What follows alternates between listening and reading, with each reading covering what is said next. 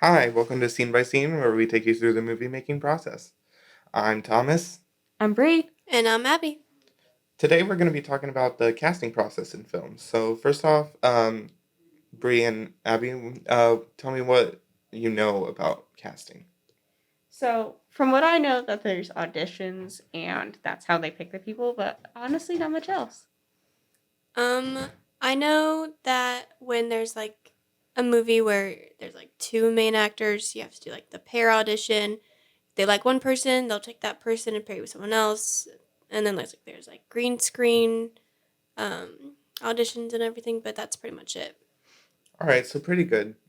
Starting off, there's not really a lot of information out there about the casting process in early film history, but what I could find basically just told me that there wouldn't be a whole casting process. It would just be like the director would pick people he knew to be So in there the weren't a film. lot of actresses and actors at the time, not as many as there are today. So they had a few select people to Mm-hmm. choose from. Okay. They just selected people that they knew and said, good enough. It was a tighter industry, and I get that. Okay. Yeah, because it was just starting off, and Mm-hmm.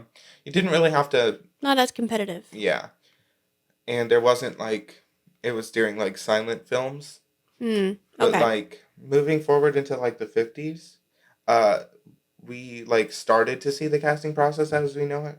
So people would like go and do auditions, and there's not like a director that does it. It's technically the casting director who hires the actors to be in the role. And what's really interesting about that is there's like a whole casting society, which is what they're called, the Casting Society of America. There's around 700 members, and uh, What do they do? it's basically just a bunch of casting directors.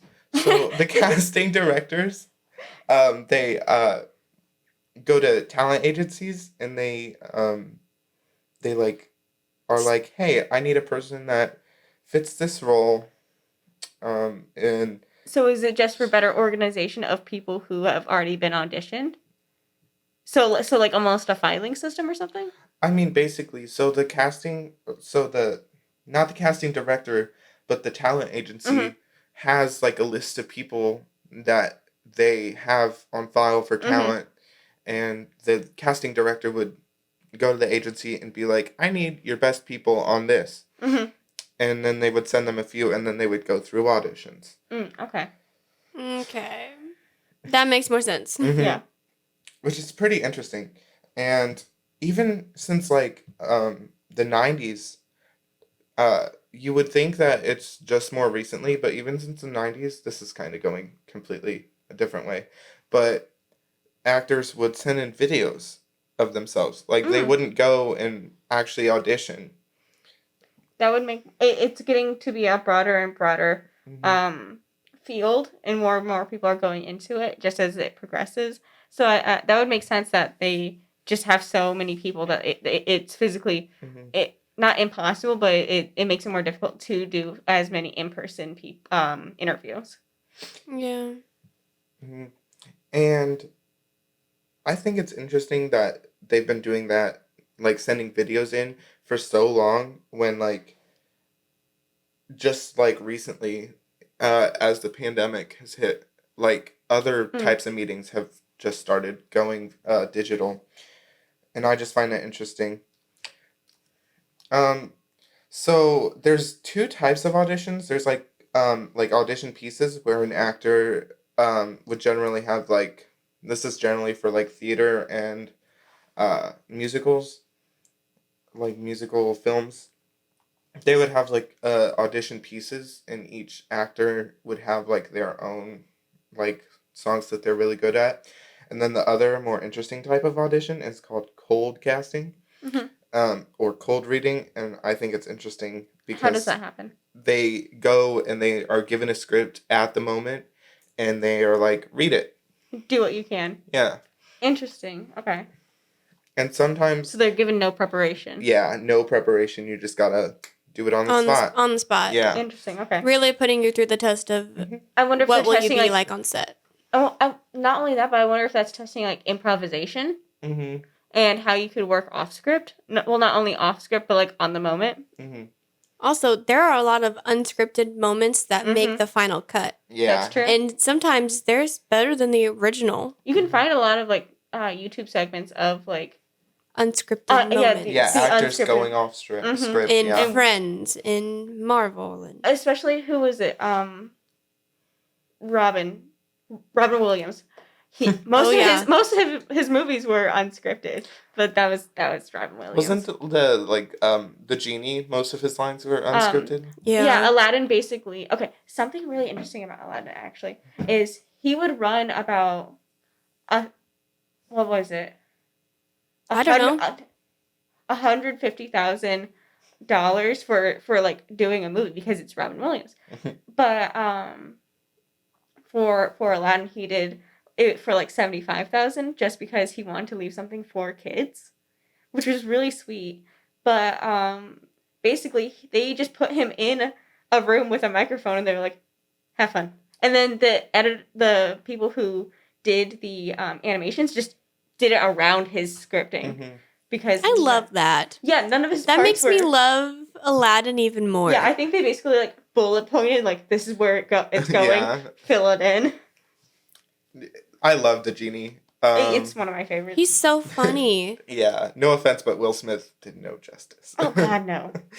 Especially the songs. Like the genie put so much soul into the songs. That's true. I don't know. Robin Williams. the genie did it. It sounded like a poem you were doing. The genie, so much soul. Robin Williams. I think he did okay. I don't know. Could it have been a little bit better? Like he could have yes. been a better person. I feel like I don't know, someone like Robin Williams had mentored or something like that, but through the casting process, I think they did pretty good overall for what the movie came out to be. I think they just wanted some other big name, and Will Smith wanted to do it. Yeah, so it's Will Smith. There were no other really big actors in the fair. movie. It was all like small. Mm-hmm. Naomi Scott, she played Jasmine. Okay, but that's not. I have never heard of her. She was a Disney star. She was in Lemonade Mouth. Yeah, she's the. She was the bass guitarist. Yeah. I've never seen the long hair. The one with the long hair. She had long black hair. Who hid from her Indian father. Mm-hmm. And she was dating the lead singer of the other band. She was dating the lead guitarist. There you go. Whose band wasn't very good. That's fair. No one can tell me I'm wrong about that. Mm-hmm. I haven't seen it, so. It's an amazing movie. You know what? Okay. This is critically acclaimed, even if it's not. Here's a story that I heard about like the Spider-Man movies for like Tom Holland and everything. When Tom Holland. So when they were casting Spider-Man for the new movies, when he came in during Civil War, apparently when Tom Holland was doing his like scripts and everything, and he was reading them, the cold read, if you will. I think that's what you said. I'm not sure, but apparently Robert Downey Jr. came in that day, and he was like, "Oh my gosh, it's Robert Downey Jr." And then who wouldn't do that? And then Robert Downey Jr. was like, "I like this kid," and he got hired. Yeah. Well, also, did you know in Civil War the like scenes of Spider-Man that isn't Tom Holland at all? Like they filmed those and then they cast Tom Holland. That makes sense. I think they had to have him voice it over. Mm-hmm. Yeah, they did. Because they filmed that before, but there's a scene in the movie with him. Mm-hmm. So they did have to do that after too. Yeah. But I think it's really interesting. They made Tom Holland go to public school. Well, in he the said US. that as a told the Russo brothers, he said, how cool would it be if I went to this school like an undercover spy? And then they made him do it. And then they made him do it. And he walked into the room. He was in the chemistry room. I watched this whole thing. Yeah, me too. And he was like, he was sitting down in the interview and they told him to be like have an American accent. Like he wasn't allowed to be British. The girl he was sitting next to looked at me. She's like, "What are you doing here? New kids just don't come here." And he goes, "I'm Spider-Man." And Yeah, she did not believe He him. whispers, "She's like, That's I gotta tell you a secret. He cannot. Spider-Man. He cannot keep a secret to save his life. No, He can't. cannot. Remember when he opened up like the Spider-Man? Spider-Man poster Yeah. on the live?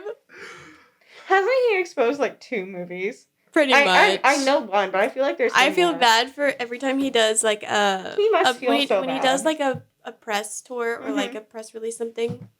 He always. I think He that has they- to have one of the people by him to be Mhm. like, It's no, norm- you it's can't say normally that. Shh. Benedict Cumberbatch who's like, Yeah. no, stop. He's like, I can't let him answer any questions. That makes sense. He seems like a very fatherly figure. Because yeah. I feel like. But he's so funny. He is. I feel like Robert Downey Jr. would let him. Did you? He There does. was one. Robert Downey Jr. called Tom Holland during an interview one time, and Tom answered it. Hmm. It's He was like- Robert Downey Jr. That's what he said. You're not supposed to just decline You don't that. decline that. Now, if it was my mom, maybe. Listen, Call her I back can call later. my mom back. What if he never talks to me? Robert again? was like, "Why are you answering during an interview?" He's like, "Well, it's you, man." That makes sense. I just think that's great to see how much of an effect that Yeah. Doing a That one- backflip back into the He's been topic. doing. He's been doing how one gymnastics person since he was can- like really little. Doing a backflip back into the casting process. how Mhm. one person can influence one decision so much. Okay. That's fair. Did you know that there were awards for casting directors? Yeah. I did not know that before I researched They were this. There's you looked at a face really well. the highest award a casting director can get is the RTOs, which has been held in mid-January every year since 1985. What's my the gosh. RTOs? It's basically similar to. It's just Where is award it for- given to? excellence in casting. Is it like the Oscars, Grammys, anything? The Grammys is music, isn't It's it? its own. It's its own thing. I Why don't- isn't it publicized? I don't 'Cause it's a know. casting directors. I've never heard of it before. Like I know it's a thing, but like I've never like seen like a- ads for it. Okay, in their defense, that's like awards for dentistry. Like they don't exactly advertise it because no one's interested. That sounds really mean. Yeah, it's pretty interesting. There's also some other ones. They're relatively new. There's Mhm. the British Academy Film Awards. They introduced the BAFTA Award for Best Casting in 2020. That's neat. And then there's also like in Canada, Mhm. they have the Best Casting in Television Series since only 2006. And there's a new one that will be introduced in 2021. Those are really like close. That's like really recent. Yeah. Which I wonder if. Okay, so I know that when like casting first started, they didn't list any of the actresses or actors. They just didn't do that. They didn't have like a cast crew or anything at the end of the movie, and then eventually they did. And I know from something that I've researched that they never put in the sound effects people because they didn't want people to know that there were sound effects. So I wonder if they just wanted them to like not think about the casting director at all. If that makes sense. Yeah, that is pretty interesting. I never thought about it like that. I don't know. I think the directors are self-centered. They're like, this They- is my movie. From my research, all of my people are already in there because it's the art department. Everyone's Because in it's the there. people who are looking at the movie and they're like, no, this is mine, okay? This is wrong. All right. I have a quote from Acting Biz to wrap us up today. Mhm. It's auditions are essentially a job interview for the performing arts and are performed for a casting panel. I like that. That makes sense. Yeah. That's a very strong understand, quote to end yeah. on. Yeah. I like that a lot. This has been Scene by Scene, where we walk you through the movie making process.